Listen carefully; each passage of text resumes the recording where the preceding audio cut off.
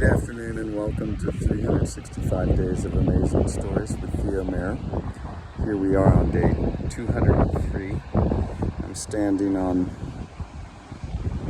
a spot that's one of my favorite places along the coast here.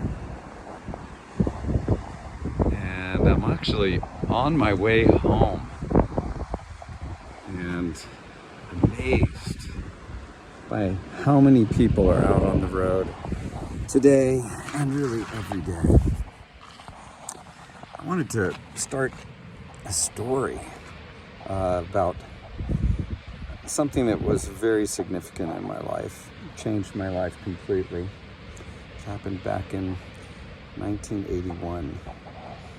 I learned to do Transcendental meditation, which was a way to transcend thought. Transcendental means to transcend, to go beyond, and meditation means thought. So it was a technique to go beyond thought. And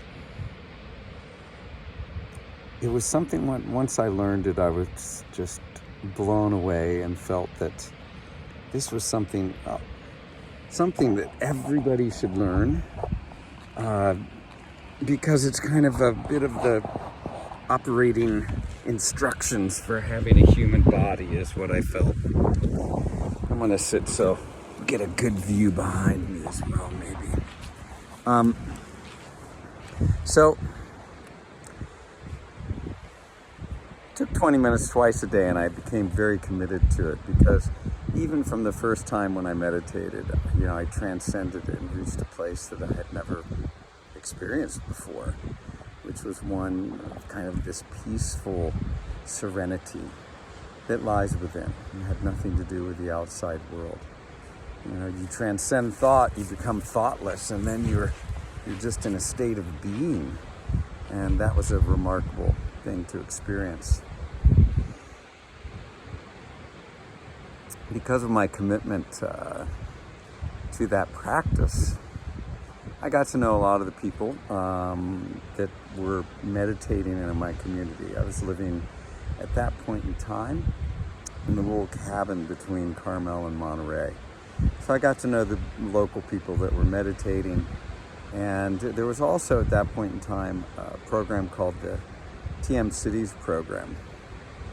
And it was a program in which you transcended, and then you used these sutras. It was kind of like playing around in the transcendent. It's kind of what it was like.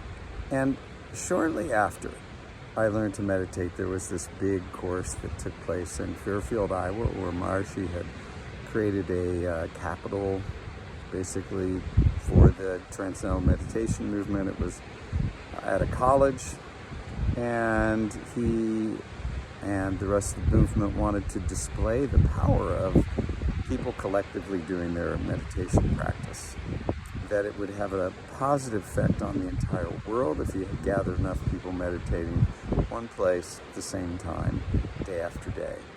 The course went on for a couple of weeks. It was the dead of winter, and I ended up being asked to go as a nanny for these people that were Siddha meditators. And so I did, and I spent a couple of weeks in Fairfield. Never saw Maharishi, but I was there, and it was kind of a very powerful experience. There was a lot that went on there, and I committed myself at that point. I was going to do the TM-Sidhi program, which I did. Anyway, one thing began to lead to another. And the reason why I'm bringing this is out at this point in time is because I'm about to embark on a 7-week or 6-week vastu architecture training in Kathmandu, Nepal. Vastu architecture. Sum it up very quickly and easily, it is basically building in accord with the powers and energies of the universe, let's say, the orientation of the universe. I would say the orientation of the universe. It's building according to the orientation of the universe.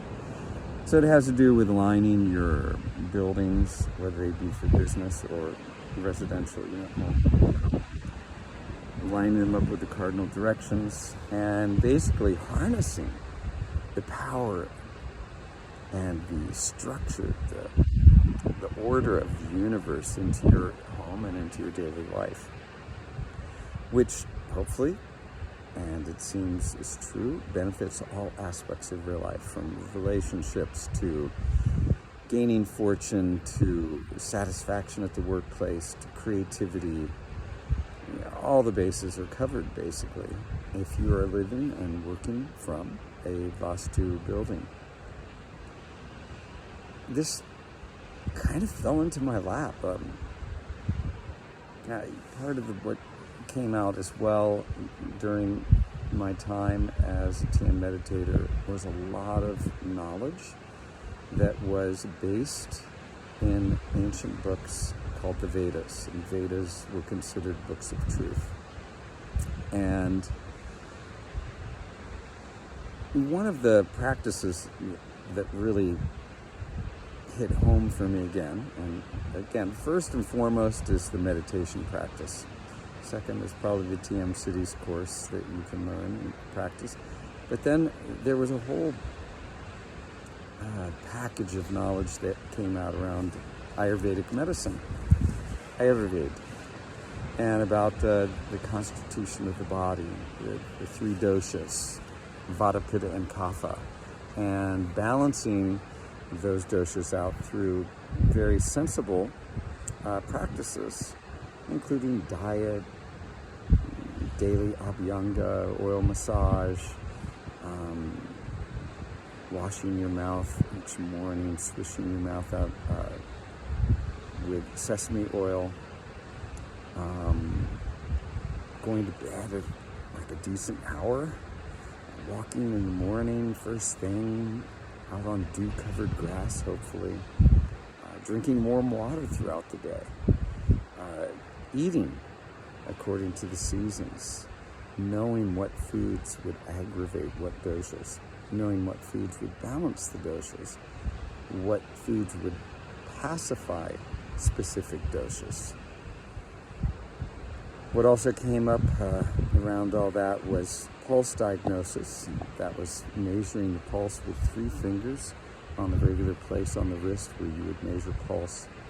And from those 3 fingers, each finger designated one of the doshas, vata, pitta, or kapha. And by regular pulse diagnosis, you'd get an idea how you were doing. And you could feel within your pulse the different things that were happening within the physiology. The pulse would change according to how balanced out you were or weren't, as it may be. Interestingly, it was just so lively what was going on, especially there in Fairfield, which was sort of the center for quite a while for a lot of the activity in the Transcendental Meditation organization. But there would be Vajas coming in from India, where the Vedas originated from, and where there were the most people still practicing those practices. One of the doctors that I remember quite well was Dr. Tribuna. And he did pulse diagnosis. I had him read my pulse once, and he immediately tuned into me, even really before he touched my wrist with his fingers, which he barely even touched me for a second, and told me to do this and that and take a couple herbs and that kind of thing, and then just smiled and laughed, and as I walked out, I looked back and he was looking at me and smiling again. Very, very sweet, powerful man. But he was known for being able to just touch someone's wrist and tell them about the accident that they had when they were 14, where their wrist had broken and what they needed to do to alleviate it. Some of his cures were to simply watch comedies in order to begin to laugh a little bit. How many of us need to do that a little bit more in our lives? So during that time of learning Ayurveda, it was like one more step in the direction of knowing the things that you need to do in order to have a human physiology and take care of it properly. Now, in the beginning, you get so caught up in the whole thing, become maybe overly committed to meditating on time every day, twice a day, 20 minutes, doing all these different practices, your morning abhyanga, swishing your mouth out with the sesame oil, eating properly, having warm milk before you go to bed, going to bed by 10 p.m., and it can become too much. There's an innate wisdom within the physiology that if you begin to listen closely, and again, starting off with that most important practice of transcendental meditation, I think, it's like you're going to start to do what's right for you anyway, because it's that transcending and getting to the source that begins to align the entirety of your being with what is right for you to do. Through time, I've been really dedicated to that as much as I can. I want to do what's right rather than what's wrong. I want to be good to the people around me. I don't want to incur any kind of, bad deeds leading to bad energy, leading to bad karma. I always try to do the right thing. And that's why I find it kind of interesting that this Steward is coming up for me. And it's really important to me, I think, to share this, because when I look around at the world that we're living in and how people are just continuing to try to find joy and pleasure in a world that will never give it to them, rather than looking within and finding joy and pleasure within as its only source. People are running around doing all kinds of crazy things, trying to find their happiness. And they justify doing all those crazy things because they're after their happiness. And by God, after they've made the money doing things they necessarily don't want to do, they ought to be able to spend it in any which way they want. Right? Don't you think? I'm into that. But it'd be great if we had aligned ourselves with what was good, what was right for all of life, and finding a way to transcend, to bring ourselves into alignment. Now, I'm not saying TM is the only way to do it, because there are obviously many, many ways to transcend. But it is important, if you're going to do that, try to find a way that is really life supportive for you. It's not going to deplete your energy or your being in any kind of way. For instance, alcohol. Okay, yeah, you can feel better drinking some alcohol, but is it really doing your physiology any good? In the long run, it's probably doing you much more harm than it is good.